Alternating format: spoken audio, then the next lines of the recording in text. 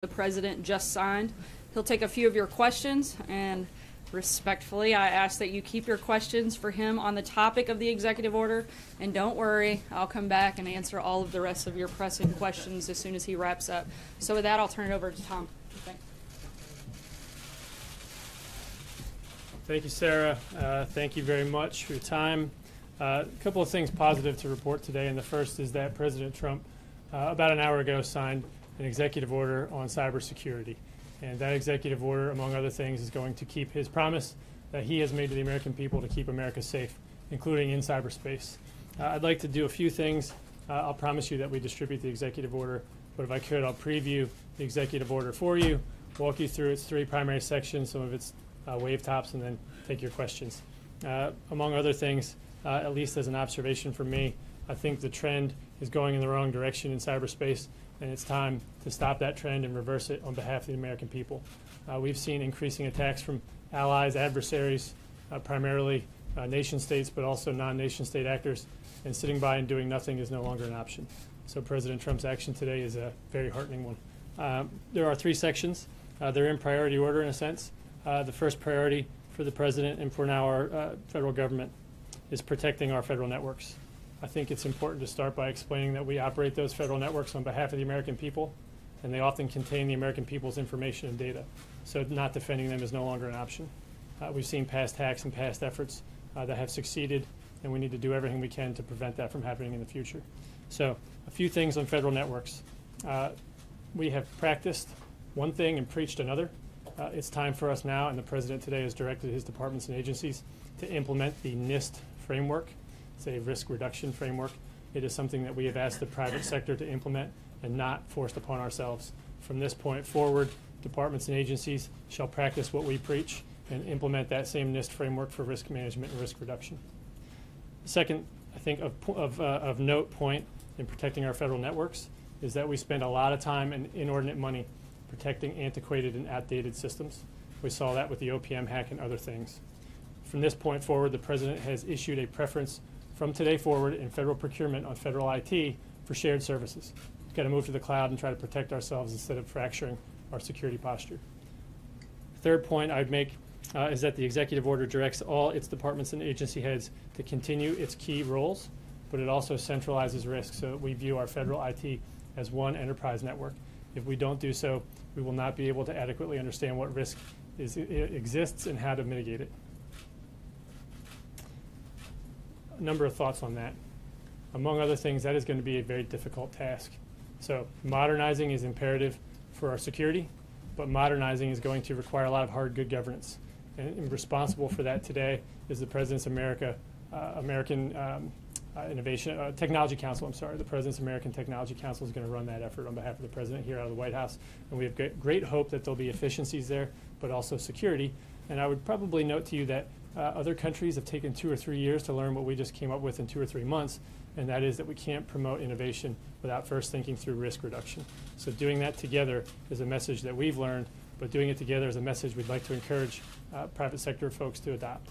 So point 2 in the executive order is our critical infrastructure cybersecurity effort.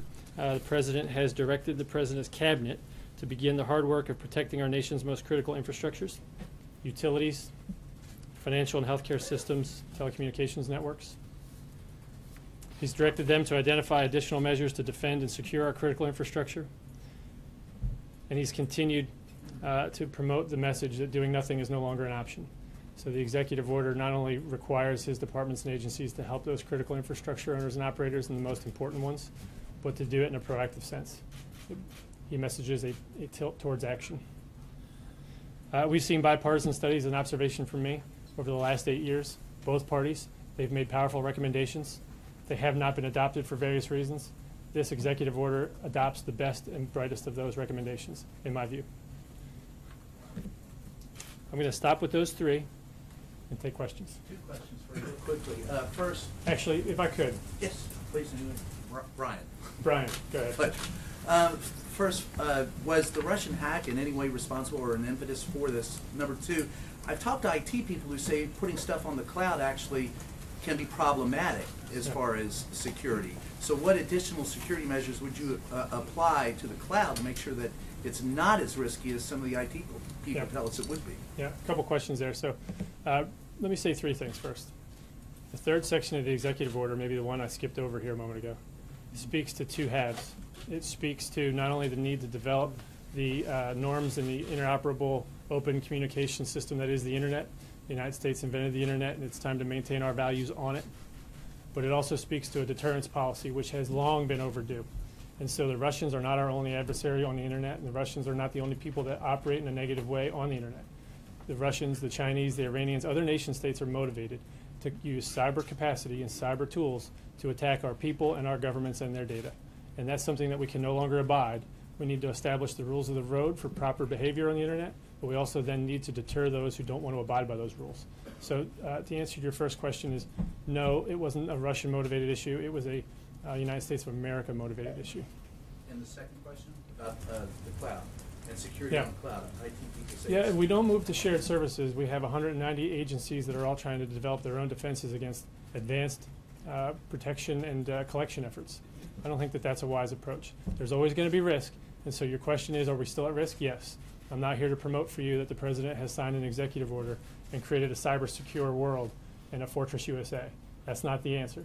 But if we don't move to secure services and shared services, we're going to be behind the 8 ball for a very long time. Thank you. You're welcome. Yes, sir. You said sitting around doing nothing. Is it your contention that the Obama administration, that was its approach to cybersecurity, sitting around and doing nothing? Question one. Number two, you talked about one enterprise network. Does that mean every system throughout the federal government, under this executive order, the ambition is to make them all the same or protected in the same way? No. So I'll answer them in reverse order if I can. What we need to do is view the federal government as an enterprise, as opposed to just viewing each department and agency as its own enterprise. So the Department of Homeland Security and Secretary Kelly will play a large and leading role in this effort in implementing the President's executive order. Has an enterprise, and their enterprise network covers 340 or so thousand employees and their contractors and so forth. They are responsible, and that secretary of each department and agency will remain responsible for securing those networks. But we need to look at the federal government as an enterprise as well, so that we no longer look at OPM and think, well, you can defend your OPM network with the money commensurate for the OPM responsibility. OPM, as you know, had the crown jewel, so to speak, of our information on all of our background and security clearances. So what we'd like to do is look at that and say that is a very high risk, high cost for us to bear. Maybe we should look at this as an enterprise and put collectively more information in protecting them than we would otherwise put into OPM, looking at their relevant importance to the entire enterprise. No, not just their budget, but based on what they do. So each department and agency has a responsibility to protect its own networks, but they now have a responsibility to identify their risk to the White House, to the President, so that we can look at what they've done, and just as importantly, what risk they know they're accepting, but not mitigating. There's a lot of identified risk, but there's also a lot of identified and not remediated risk. So that mitigation strategy is going to have to come through a centralized place. We've seen other countries, Israel and others, adopt a centralized view of risk management and risk acceptance decisions. So that's the answer to your question. The second question, though, maybe is that doing nothing. Yeah. So was that the previous administration's approach from your vantage point? Yeah. No, I think that the observation is that we have not done the basic block and tackling, right? Of thinking of the internet as something that the American people benefit from. I think what we've done is focus on the federal IT portion of it. I think that a lot of progress was made in the last administration, but not nearly enough. I think we're going to change that. And I think looking at this from the perspective of a deterrence strategy, to be honest, yes. I think the last administration should have done that, had an obligation to do it, and didn't. So you spoke a little bit about deterrence. I was wondering if the administration has a view on what might constitute an act of war with regard, what kind of cyber attack might constitute an act of war. Yeah, there's a whole lot that we'll talk about in terms of what constitutes a cyber attack, what's war and what's not war. The Talon Manual and other things are important, but I think the most important answer to your question is that we're not going to draw a red line on cyber war at this point today. It's not within the direct scope of the executive order, but it also would violate, I think, the President's primary mission to me to not telegraph our punches. If somebody does something in the United States of America that we can't tolerate, we will act. Sir? You said that the point goal of this is to secure the internet. You talk about the internet as something that Americans use and enjoy. Well, the technical standards for most things on the internet are put together by many international standards organizations and engineers and things like that that often aren't in the United States. Has there been any talk of outreach to these sorts of bodies to try and build in security into the next generation of protocols? Yeah, absolutely. So the message here is not just protecting the people of America. We have an America First perspective, but the idea of having like-minded people with similar viewpoints, like our allies, developing with us the open, operable internet is something key to figuring out how we will define what is and is not acceptable. We can't cut off the internet at our borders and then expect it to operate in a viable way. And if there are good ideas coming out of Germany, then we'll take them. If there are good ideas coming out of Peoria, we'll take them as well. Council, I- you mentioned I know. the American Technology Council a short time ago. We really don't have much of an indication if there's any going to be like significant Silicon Valley or tech leaders who are going to be coming here. We know that there have been reports the president's had a few phone calls with someone like Mark Zuckerberg. Can you enlighten us a bit? Who can we expect to see here coming to the White House next month? Can we expect to see someone like Mark Zuckerberg working closely with the administration when it comes to that council? Yeah, so let me go backwards a little bit. Instead of telling you who the president did and didn't talk to, I'll probably get that wrong anyway. I'll tell you that there's a lot to be learned from private industry. And among other things, that stuff needs to come into the White House in the appropriate way. And so we talk on a regular basis to leaders, some that are technical leaders, some that are business leaders. My point of calling out the American Technology Council was to point out that they're going to have a leadership role in modernizing our federal IT. And that has a lot of reasons, right? There's efficiencies and cost savings that are beyond just security. So this executive order speaks to the security component of it. And I would direct you then to the American Technology Council and their efforts as you look through and think about those other efficiencies. But, you know, as an example, we've heard numbers that suggest the federal government spends upwards of $40,000 per employee on their IT service costs.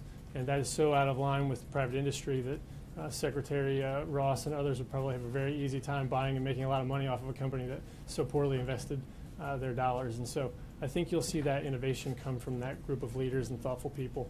And then in terms of what you'll see over the next month, I would say I don't know how to answer that specifically, but I'd like to take the opportunity in the opening before Sarah pulls me to thank 2 or 3 people, and one of them high on my list is Mayor Giuliani. I'd like to thank him for the advice he's given to me and to the president and to others as we formulate this thinking. I'd like to thank Representative McCall. I'd like to thank a few other members of Congress, Representative Ratcliffe and Hurd, Representative Nunez, Senator Collins, Senator McCain in particular, Senator Byrd and White House. Burr and White House. There's a number of people that have provided thought leadership, have taken action, have passed legislation, all those things that we've liked, and that has improved our cybersecurity over the last 8 years. So I don't want to be critical of things that have happened over the last 8 years, but I do want to look forward to improvement. As you look forward, sir, could you tell a former Obama administration official who dealt with other countries and other entities in other countries, he said that there were tens of thousands of attempts to hack into government systems daily. Can you quantify, can you confirm or deny that? No. No. The answer for no is that we see that happen, and we then start getting into a numbers game. And what I think would be a better argument right now, not to cut off that question, it's a reasonable one, but the better answer here is for us to figure out how we can provide a better collective defense of our federal IT and those networks and data that we operate. If we do it based on an individual attack basis, we're probably looking at it in the wrong way. So was this person correct when they said from entities from around the world? I would say it this way without numbers. The trend line is going in the wrong direction. We see additional attacks, additional numbers, additional volume, and occasionally additional successes that trouble us. And that's the best way I can quantify that for you today. Yeah, you're welcome. Thank you. You want to pull me off? Can you just say why the cybersecurity order was delayed? This was going to come out one day early in the administration, and there had been a lot of talk about concern from Silicon Valley and tech leaders with the direction that it was going in. So do you have some sense of the kind of support that this order has, support or not, from the tech world? I want to answer you and even reject part of your question if I can, right? And I think that'll be clarifying. So first I'll reject one part of your question. So we did see some concerns, but I don't think that they remain, and I'll look forward to their response after they read the president's executive order today.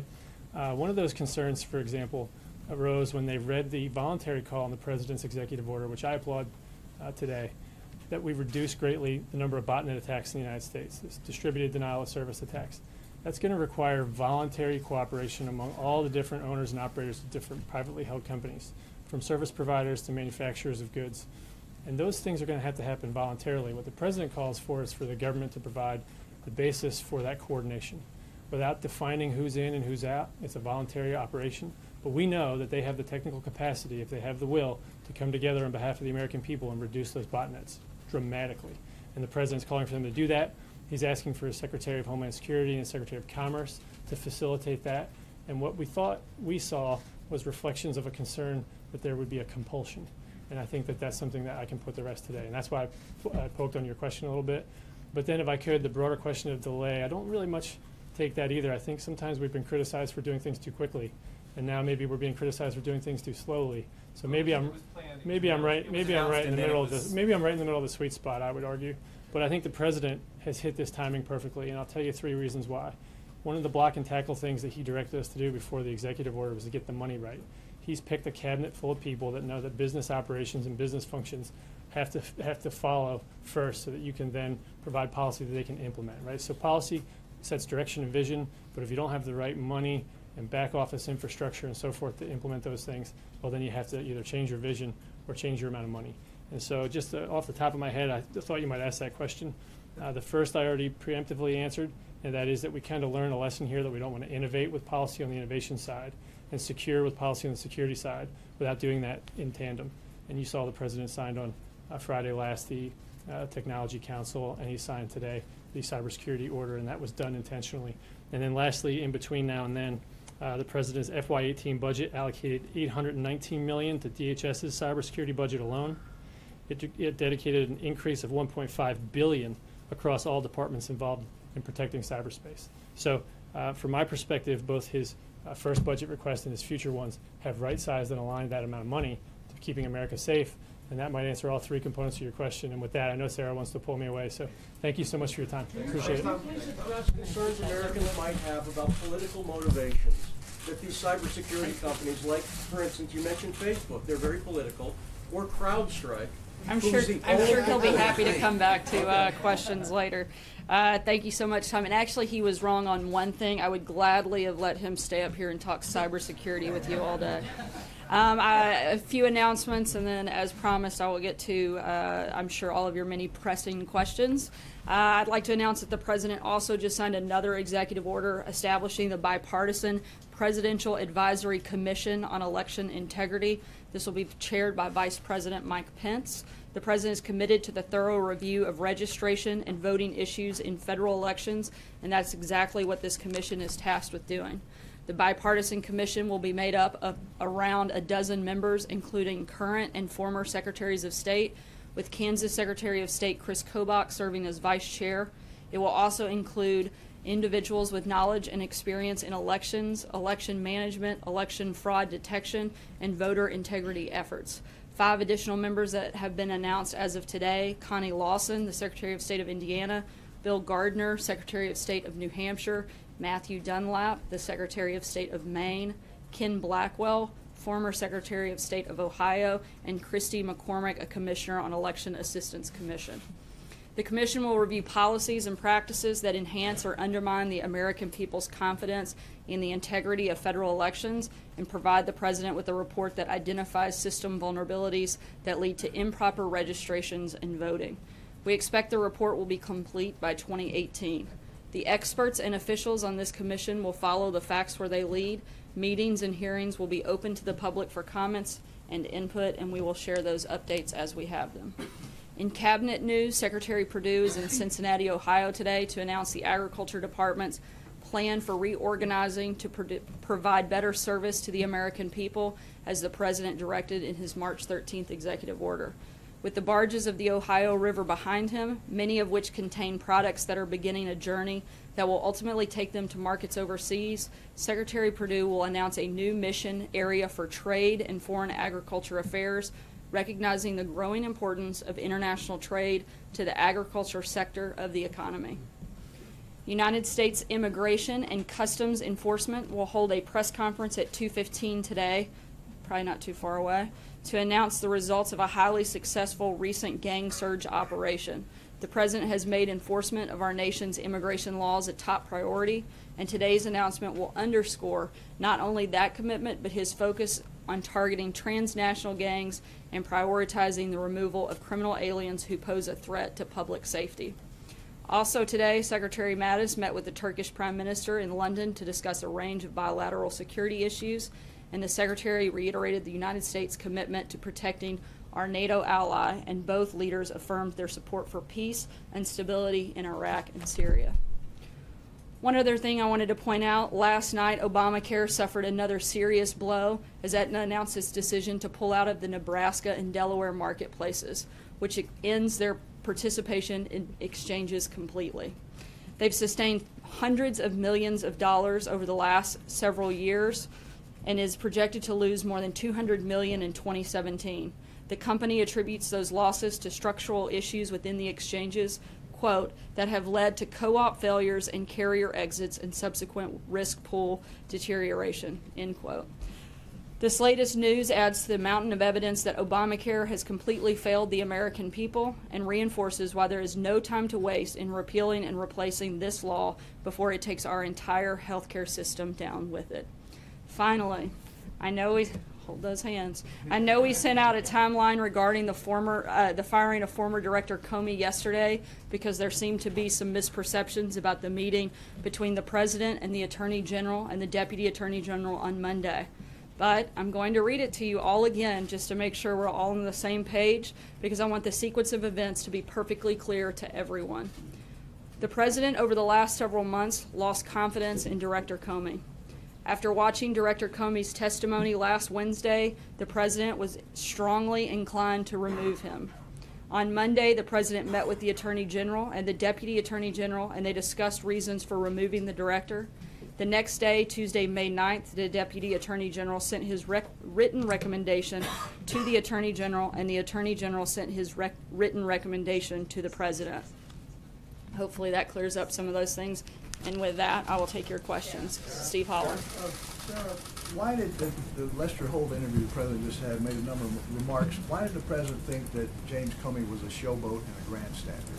I think probably based on the numerous appearances that he made, and I think that it's probably pretty evident in his behavior over the last year or so with the back and forth, and I think that it speaks pretty clearly.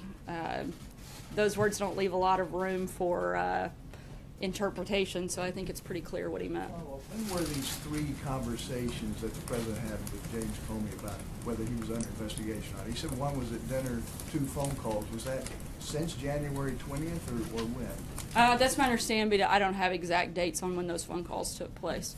Jonathan? Sarah, two parts of the Comey question regarding the interview the President just gave. First of all, isn't it inappropriate for the President of the United States to ask the FBI Director directly if he is under investigation? No, I don't believe it is.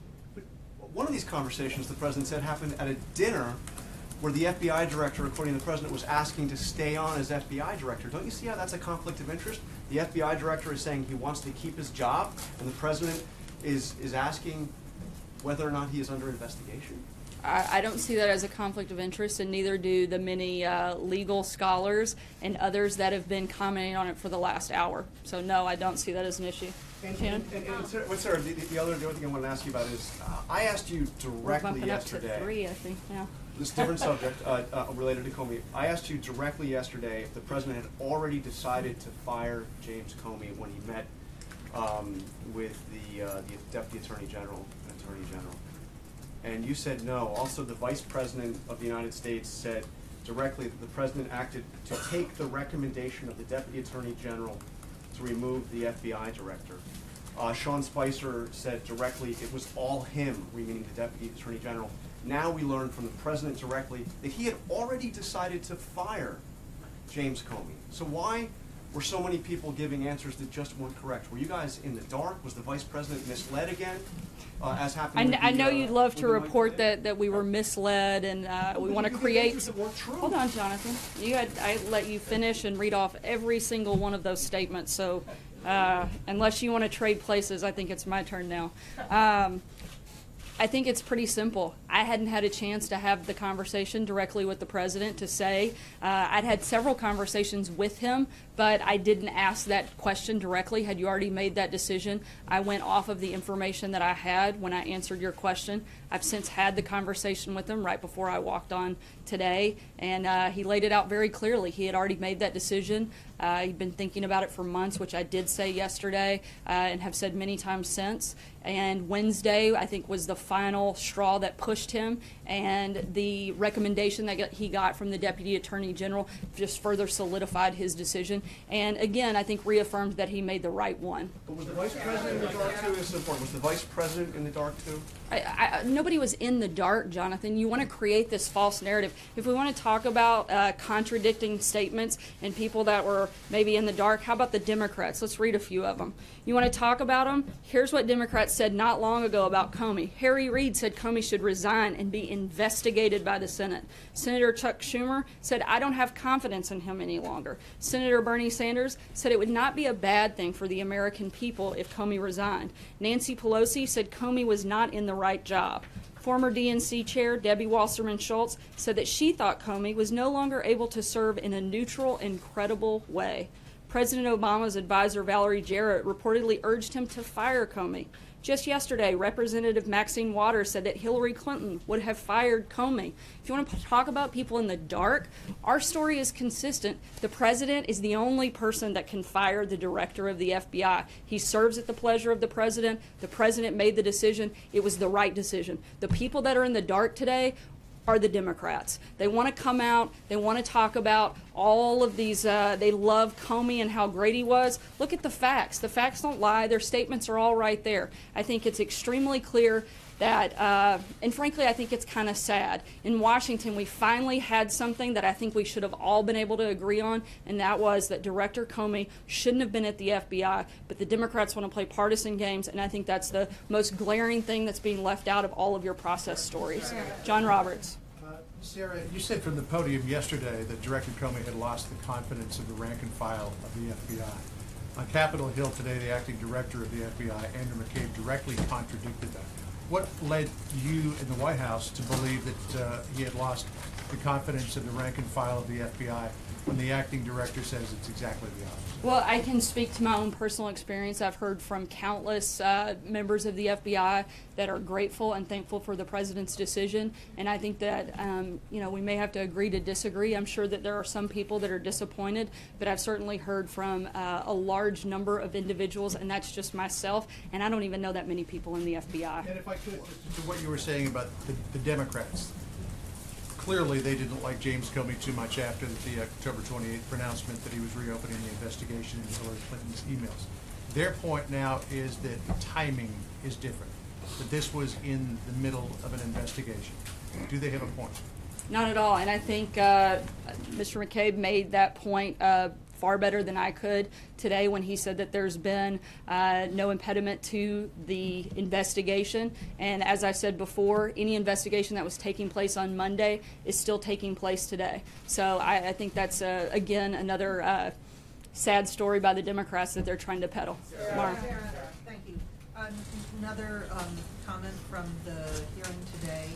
The acting Deputy Attorney General said, McCabe said that he considers the investigation into Russian meddling in the election to be highly significant. In the past, the president has said that the investigation was a hoax, and he's questioned even recently whether maybe it wasn't Russia, it might have been China. Does the president consider this investigation to be highly significant? Look, I think he would love nothing more for this investigation to continue to its completion. I think one of the reasons that the hoax component is the collusion component that has been the false narrative that you guys have been pushing for the better part of a year. I think that's the piece that he is repeatedly talking about being the hoax. But in terms of the threat to national security, does he take that seriously? Does he think that's significant? Putting aside the collusion question. Of course he takes national security seriously. I mean, to even hint that he doesn't, I think, is to misunderstand this president completely. From the very moment that he stepped onto the campaign stage to the day that he took the oath of office to become president, he has talked about national security. He's made that one of the biggest priorities in the administration. You just saw Tom Bossert here talking about cybersecurity on all fronts, whether it's securing the border, whether it's protecting people abroad here. The president has been focused on national. During the election was a threat to U.S. national security. You know, I haven't had the chance to ask him about that. I think we're still waiting on the final conclusion of that investigation. He doesn't know. Look, I think any time we have somebody interfering with our election, that would be considered a problem, and I think the president would certainly recognize that. Matthew? Two questions. First, as has been mentioned, Vice President Pence yesterday said the firing was based on the recommendation of the Attorney General and Deputy Attorney General. We know now that that's not true. Was the Vice President misled again, or did he mislead the American people? I believe I've answered that question. Thank you. If you have, I don't think I caught it, because the Vice President said yesterday that the President chose to accept and support the decision of the Deputy Attorney General and Attorney General. He certainly accepted the Deputy Attorney. Yeah, but that doesn't mean that he wouldn't still accept his recommendation. I mean, they're on the same page. Like, why are we arguing about the semantics of whether or not he accepted it? They agreed. I mean, I'm not sure how he didn't accept the Deputy Attorney General's recommendation when they agreed with one another. So if I may just switch topics slightly. If the president knew he was going to do this, why ask for those memos to begin with? Why not just fire Comey? Why have these memos put out and then explain that he did it because of the memos, but then say that he was going to do it either way? I'm confused as to why we even got those memos. Look, I think he wanted to get the feedback from the Deputy Attorney General, who the director of the FBI reports to. Again, it further solidified the decision that he had made.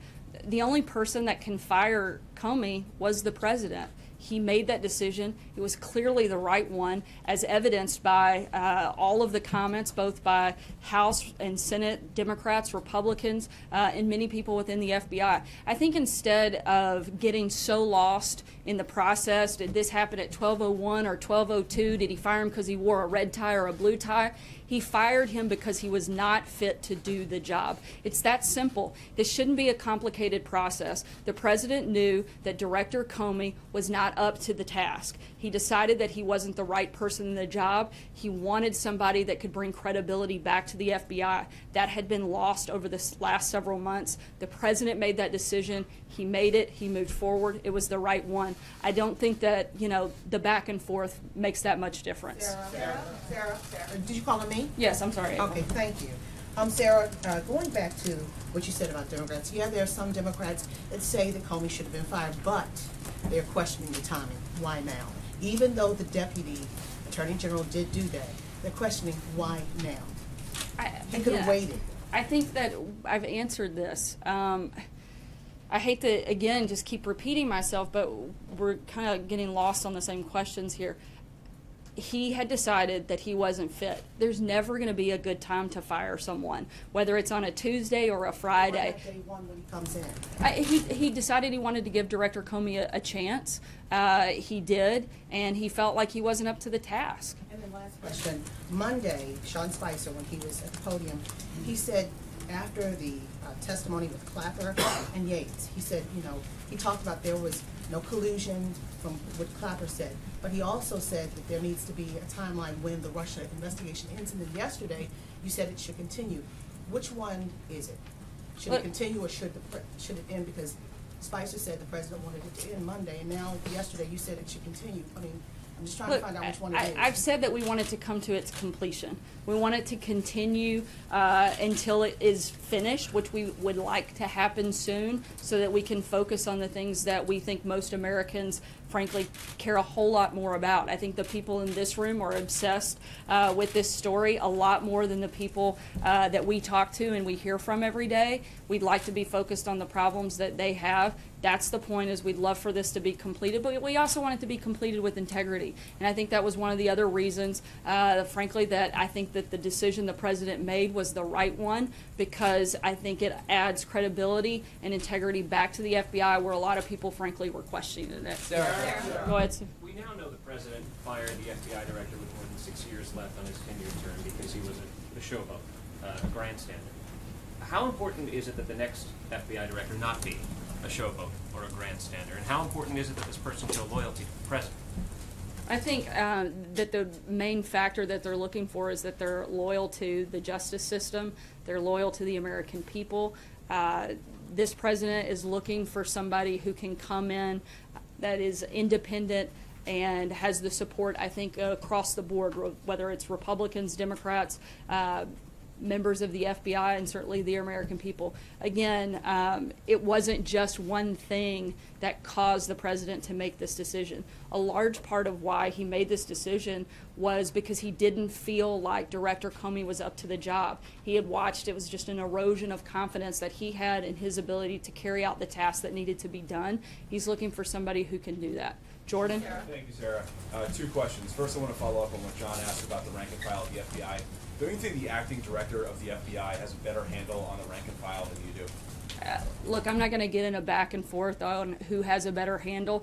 Again, I've heard from multiple individuals that are very happy about the president's decision, and I know that it was the right one. I believe that most of the people that we've talked to also believe it was the right decision to make. I want to also ask about the meeting yesterday between President Trump and the Russian foreign minister.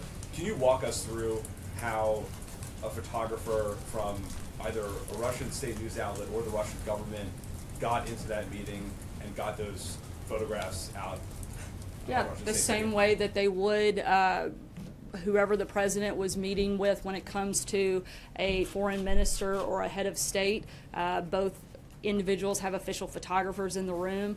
We had an official photographer in the room, as did they. Usually, media, independent media in the U.S. is typically invited into those meetings. Why didn't that happen in this case? It varies, actually, not always, particularly sometimes the protocol when it is not the head of state and prior to the president meeting with the head of state, that wouldn't always take place. So again, proper protocol was followed in this procedure. Sarah. Has the president been questioned by the FBI with regard to their investigation to Russian interference in the election? Not that I'm aware of. Does he expect to be? I haven't had a chance to ask him that question, so I don't know. I'm not going to guess on what he may expect. Major? So, at the Justice Department, there's a general protocol that discourages conversations with the President of the United States by the FBI Director about anything that might involve the President. That's a general aspect of the protocol that's usually fired, to ensure that there is no confusion about political interference or any kind, or even the impression or the appearance of political influence on the FBI. That's the standard procedure. You just said here it was appropriate for the President of the United States to ask whether or not he was under investigation. Why is it appropriate if that's not consistent with the guidelines at the Justice Department to avoid that very encounter? We've talked to several legal scholars have weighed in on this and said that there was nothing wrong with the president asking that question. The Justice Department should change its protocol. I haven't seen their protocol. I'm only speaking to the information that I have at this point. No, it's not what I think. I mean, look at the people that followed up the interview. There were multiple attorneys that came on after and specifically stated that it was not inappropriate and it wasn't wrong for the president to do so. So, again, I can only base it off. I'm not an attorney. I don't even play one on TV. But what I can tell you is what I've heard from legal minds and people that actually are attorneys, and that's their opinion. So I have to trust the justice system on that fact, too. Would you say, based on the experience that you and Sean and this communications office had Tuesday and Wednesday, that you were given all of the best information to relay to the American public through us, and your job is to relay that information to the American public, we're only intermediaries, about what happened with this firing and the rationale for it? Intermediaries. You seem to take a much more proactive approach most of the time, but I'll go with intermediaries for today. Look, I think we were absolutely given the information that we could have at that time. It was a quick-moving process. We took the information we had as best we have it and got it out to the American people as quickly as we could. And would you say that that information was accurate then or is more accurate now?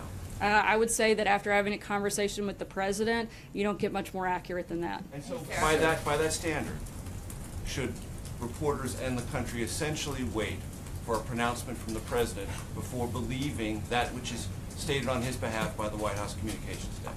Look, Major, I'm not going to get into back and forth that we have to have like a direct quote every single time. In this process, I gave you the best information I had at the moment. I still don't think that it contradicts the president's decision. You guys want to get lost in the process.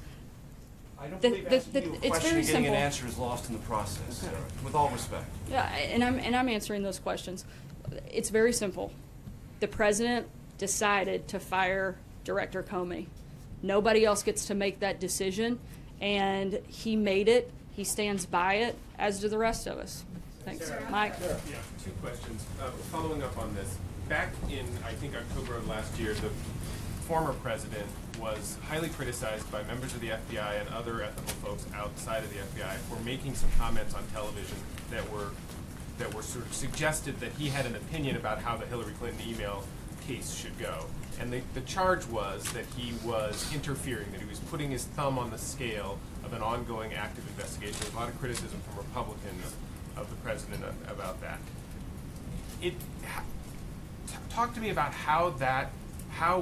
what this president did in his series of conversations with the FBI director doesn't go far beyond what former President Obama did. And to Major's point, how can you argue, regardless of maybe some pundits on TV who might be saying otherwise, how can you argue that that doesn't have an appearance of trying to influence an investigation that's actively going on? Look, I think the president's encouraged this investigation to take place and complete so that we can move forward.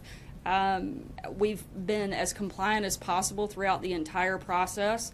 We will continue to do so. Nobody wants this investigation to go forward and complete and end with integrity more than the president. But people clearly know which way he wants it to come out, right? He's on the right side. I think that he wants it to come out.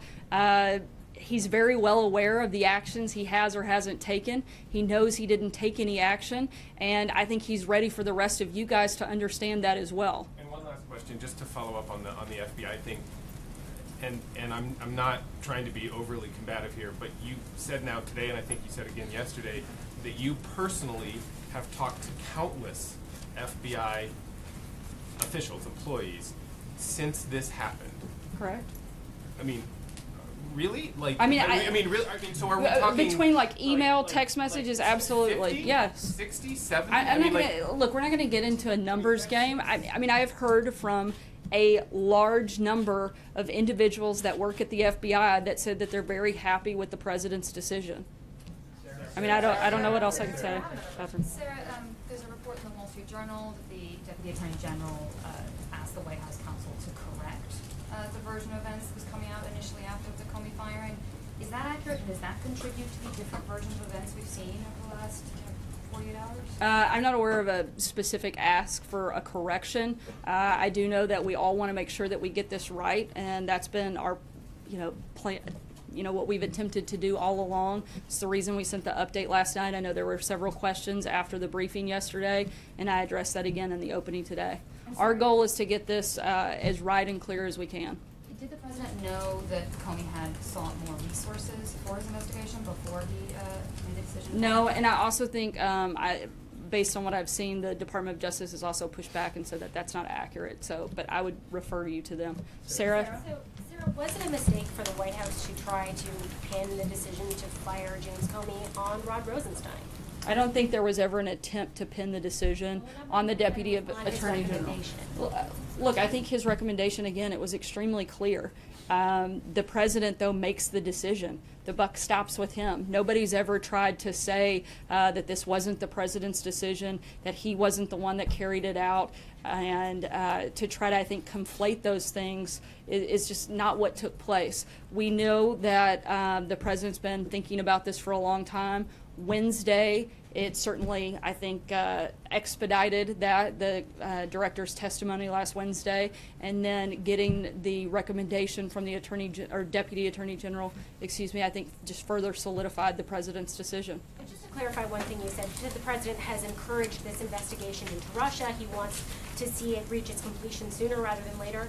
How has he encouraged it if he just fired the man who was overseeing the Russian investigation? There are multiple people that are part of this, and it's not just the FBI. You've got the House committee, the Senate committee. Look, again, the point is, we want this to come to its conclusion. We want it to come to its conclusion with integrity, and we think that we've actually, by removing Director Comey, taken steps to make that happen.